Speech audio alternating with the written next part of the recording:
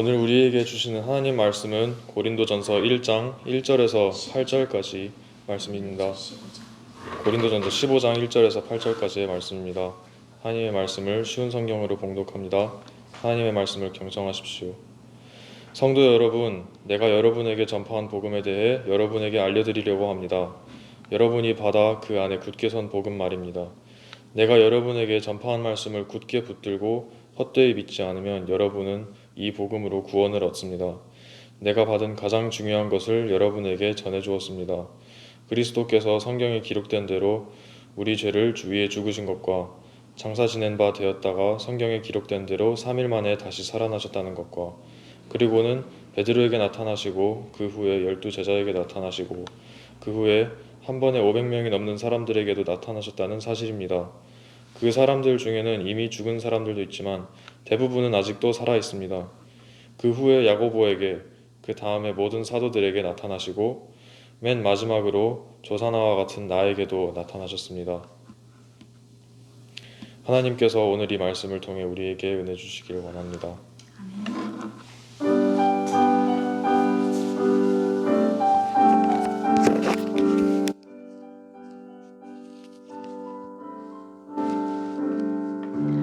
말씀하소서 여호와여, 온 맘 다하여 듣겠나이다. 성령 하나님이여 평화 내려주소서. 듣겠나이다.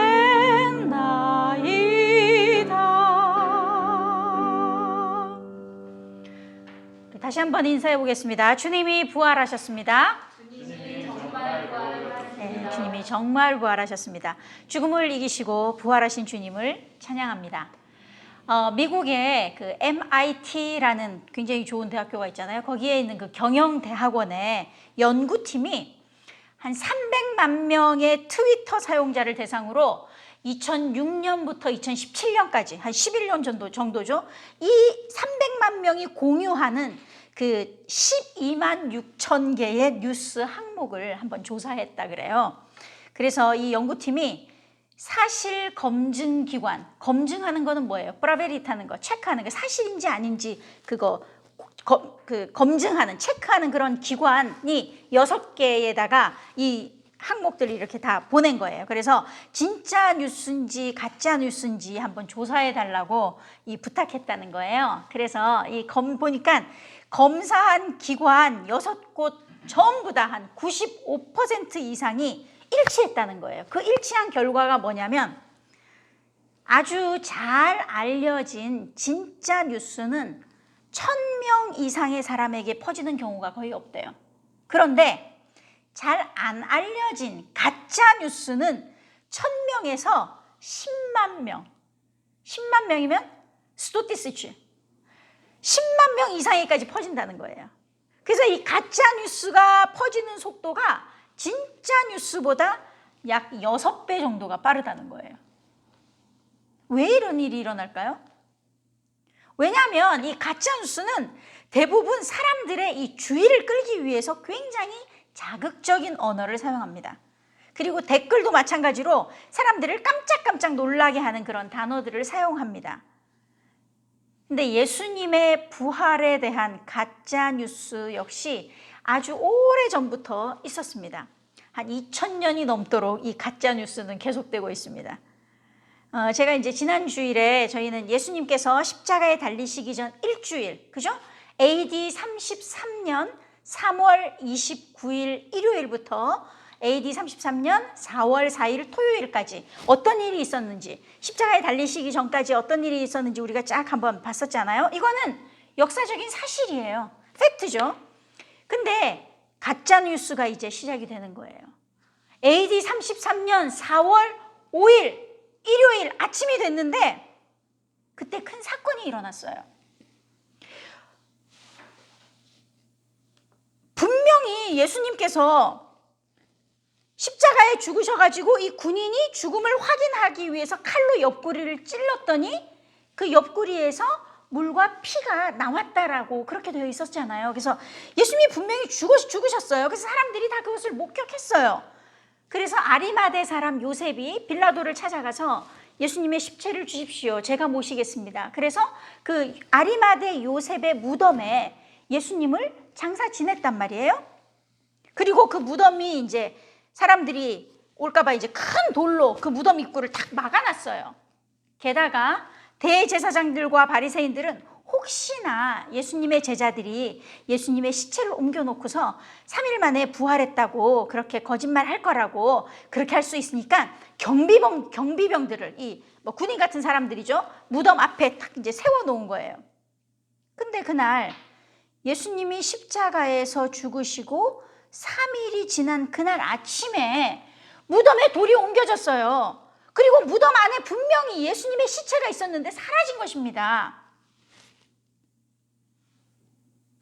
그런데 그날 아침 막달라 마리아는 부활하신 예수님을 만났어요.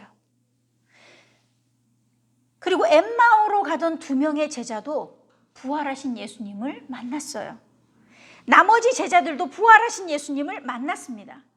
오늘 우리가 읽은 본문에 의하면 500명이 넘는 사람들도 부활하신 예수님을 만났어요. 그리고 예수님을 믿는 사람들을 핍박하려고 이 다메섹으로 가는 길에 사도 바울도 부활하신 예수님을 만났습니다. 이거는 팩트예요. 근데 오늘날까지 예수님의 부활에 대한 이 가짜 뉴스는 계속되고 있다는 거예요. 어떤 뉴스냐? 마태복음 28장 11절에 보니까 대제사장들이 장로들과 의논한 후에 군인들에게 돈을 주면서 제자들이 밤에 와서 경비병들이 잘 때 시체를 도둑질 해갔다고 해라. 한 말이 오늘까지 유대인 가운데 퍼져 있다고 성경이 기록되어 있습니다. 아마 이제 오늘 같은 뉴스 기사였다면 이렇게 썼을 것 같아요.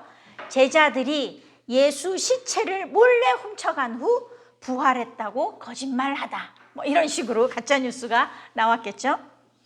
근데 문제는요.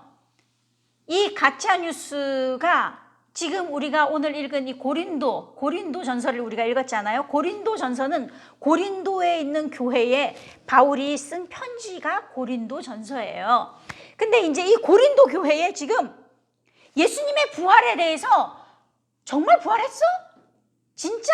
하는 그런 사람들이 생겼다는 거예요. 고린도 교회 안에. 지금도 이제 그리스에 가보면 고린도라는 도시가 있습니다. 그리고 이제 이 고린도는 그리스 하면은 그리스 철학이잖아요. 그러니까 이 고린도 사람들은 이 굉장히 철학적인 사람들이에요. 이 생각, 막 이런 거를 되게 중요시하게 생각하는 사람들인데 잘 믿다가 갑자기 고린도 교회에 있는 교인들이 근데 어떻게 사람이 죽었다가 살아날 수 있어? 그리고 만약에 다시 살아나면 어떤 방식으로, 어떤 몸으로 살아난단 말이야? 이런 생각하는 사람들이 생겨난 거예요. 예수님의 부활을 믿지 못하는 사람들이 생겨나서 사도 바울이 오늘 이 본문에서 고린도 교회의 이런 상황을 듣고서 1절에 보니까 내가 전한 복음을 여러분에게 알려주려고 한다. 여기서 알려주려고 한다는 거는 내가 이 복음에 대해서 너희한테 명확하게, 확실하게, 명백하게 내가 좀 말해줘야 되겠다. 지금 사도 바울이 그렇게 얘기한 거예요. 그러면서 3절에서 내가 받은 가장 중요한 것을 먼저 너희에게 전했다. 가장 중요한 거 뭐예요? 복음이에요. 복음.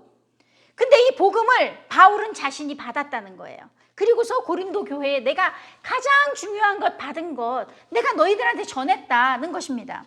바울이 복음을 어떻게 받았어요? 갈라디아서 1장 12절을 보니까 그것은 내가 사람에게서 얻은 것도 아니고 사람에게서 배운 것도 아닙니다. 그것은 예수 그리스도께서 내게 보여주신 것입니다. 바울은 이 다마스커스로 가는 길에서 부활하신 예수님과 인격적인 만남을 통해서 계시를 받은 거예요. 계시가 뭐예요?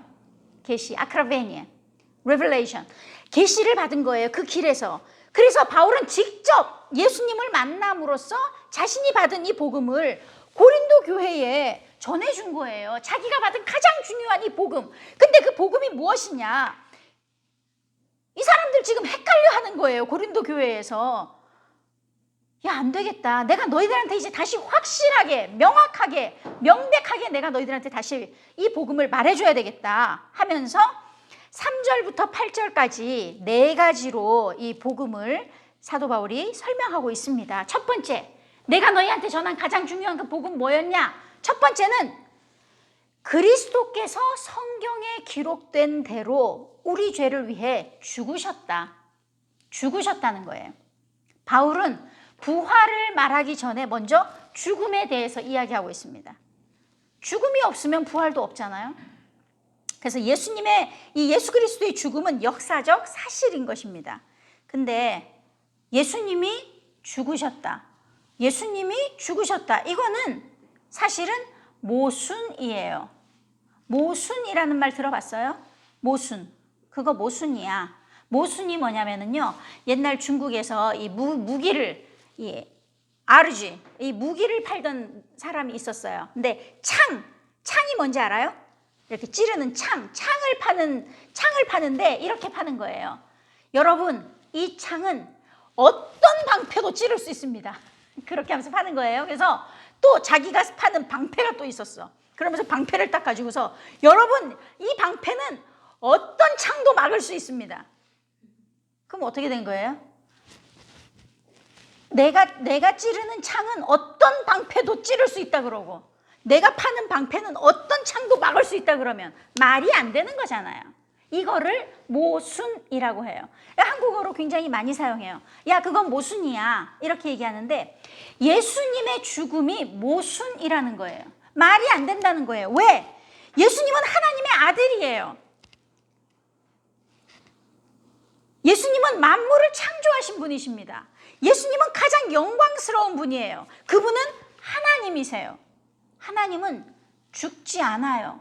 죽을 수 없어요. 그런데 하나님의 아들 예수 그리스도가 죽습니다. 모순이죠. 말이 안 돼요. 근데 예수님이 이 말도 안 되는 모순을 행하신다는 거예요. 어떻게? 죄인들을 살릴 유일한 방법은 죄가 없는 분이 대신 죽어야 돼요. 죄가 없는 사람이 어디 있어요? 아무도 없어요. 죄 없는 분은 하나님밖에 없어요. 그래서 하나님께서 자기의 아들 예수를 사람처럼 사람의 모습으로 이 땅에 보내셔서 우리의 모든 죄를 예수님에게 다 지게 하시고 죽게 하신 것입니다. 그래서 죄 없으신 하나님의 아들의 죽음이 우리를 살린 거예요. 그래서 이 사실을 성경은 뭐라고 얘기하냐면 성경대로, 성경에 기록된 대로 예수님이 죽으셨다는 거예요. 예수님의 죽음은 구약 성경 전체를 통해서 예언되어 있습니다. 그래서 예수님은 성경으로 표현된 그 하나님의 뜻에 순종하여서 죽으셨다는 거예요. 바울이 전한 첫 번째 복음이 뭐냐면 예수님은 죽으셨다는 겁니다. 두 번째, 그리고서 예수님은 장사 지낸 바 되었다. 그렇게 기록되어 있어요. 장사 지냈다 하는 건 이렇게 무덤에 딱 묻히는 거예요. 아리마대 사람 요셉이 자기 무덤에다가 예수님을 이렇게 묻었잖아요. 그래서 이제 죽었다, 예수님이 죽었다라고만 하면 될 것 같은데 왜 장사되었다는 것을 강조하냐면요. 이거는 그리스도의 완전한 죽음을 의미해요. 완전한 죽음. 장사를 지냈다는 거는 죽음을 확인하는 거예요. 우리가 사람이 죽으면 뭐 예를 들어서 이제 우리 아는 누가 죽었다 그러면 그 사람 죽었어. 그럼 죽어서 그냥 그대로 놔두나요? 어떻게 해요? 장례식을 하잖아요. 그래서 모든 절차를 하고 이 사람을 땅에 묻든지 아니면 요즘은 이렇게 화장을 해서 가루로 만들어서 하든지 그 과정까지 가야지 이 사람이 죽은 거잖아요. 그래서 그냥 죽었다 이렇게 끝나면은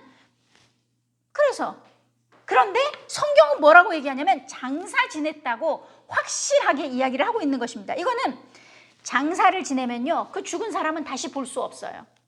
완전한 이별이죠. 장사를 지내면 이제 그 죽은 사람하고 살아있는 우리하고는 분명한 경계가 생기는 거예요. 이 그란자가 생기는 거죠.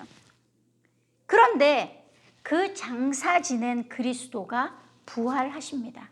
그래서 세 번째 뭐냐면 바울은 그리스도께서 성경에 기록된 대로 3일 만에 다시 살아나셨다고 합니다. 여기서 중요한 건 뭐냐면 아까 장사 지냈던 예수 그리스도와 부활하신 예수 그리스도가 같은 그리스도라는 거예요.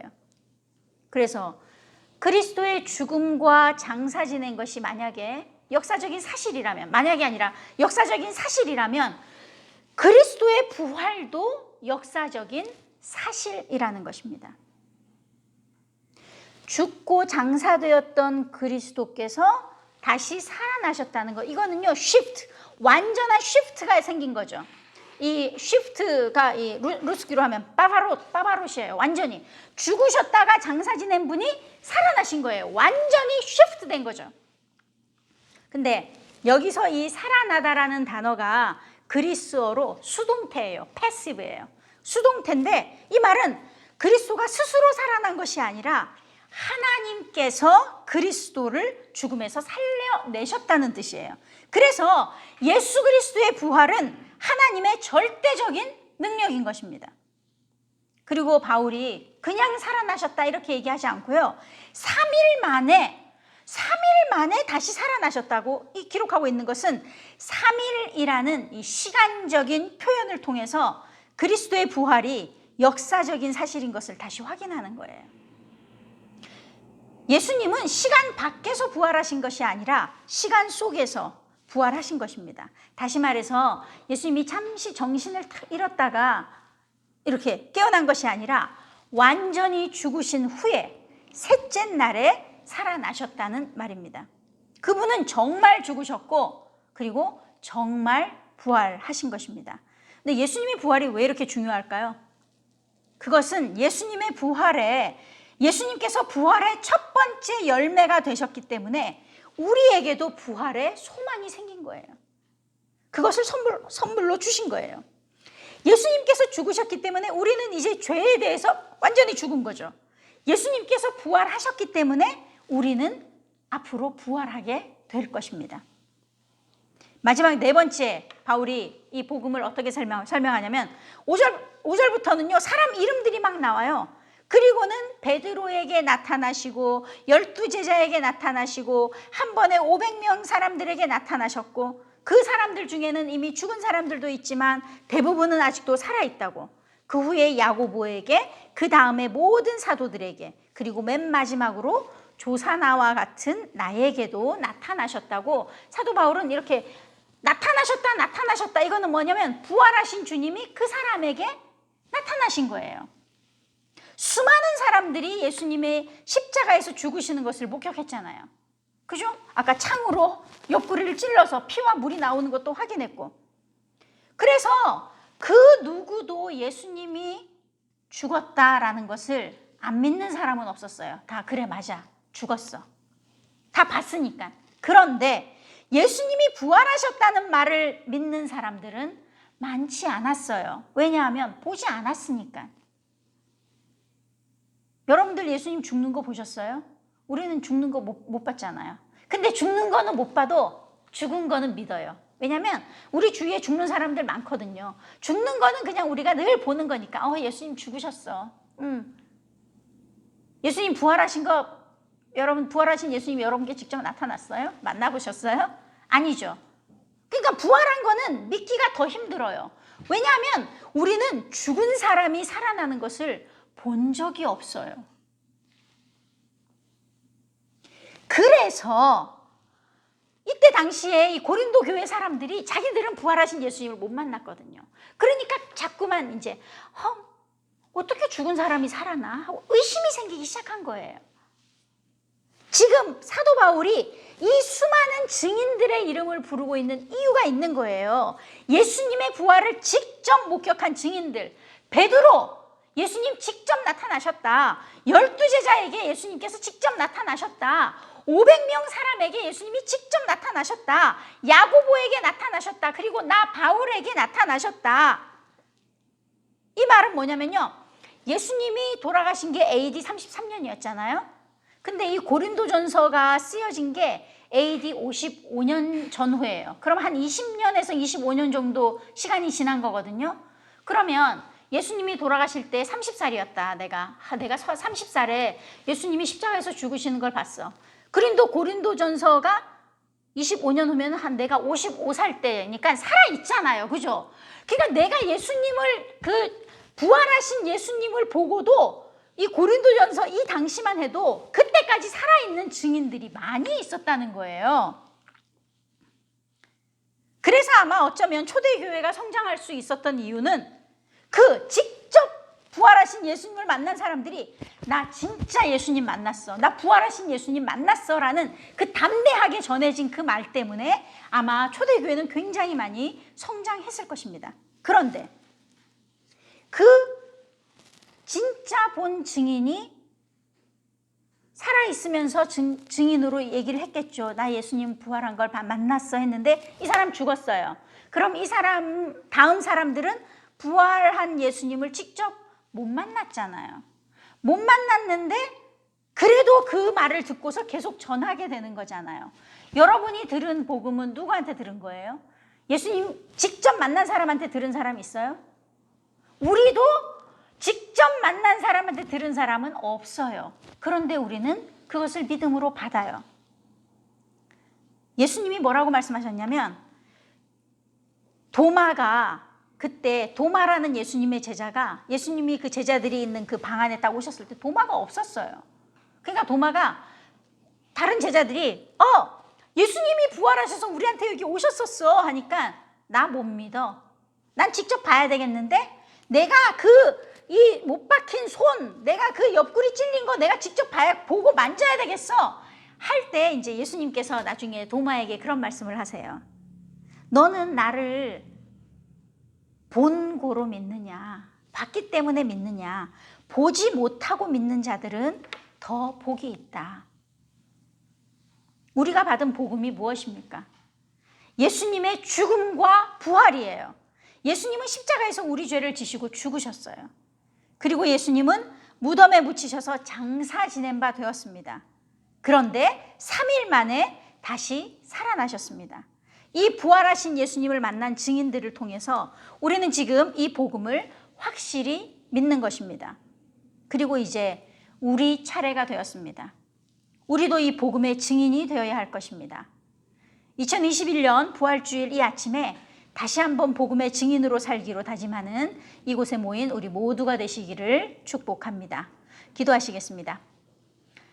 성경에 기록된 대로 십자가에서 우리 죄를 지시고 죽으시고 장사 지낸 바 되셨다가 3일 만에 부활하셔서 부활의 첫 열매가 되어주신 주님 감사합니다. 우리에게도 이 부활의 소망을 가지고 살아가게 하심을 감사합니다. 이제 우리 차례입니다. 우리도 주님의 부활을 증거하는 증인으로 살아가겠습니다. 성령님 우리와 함께 하셔서 우리 사는 날까지 이 복음을 전하며 살아가게 하옵소서. 부활이요 생명이신 예수 그리스도의 이름으로 기도합니다. 아멘.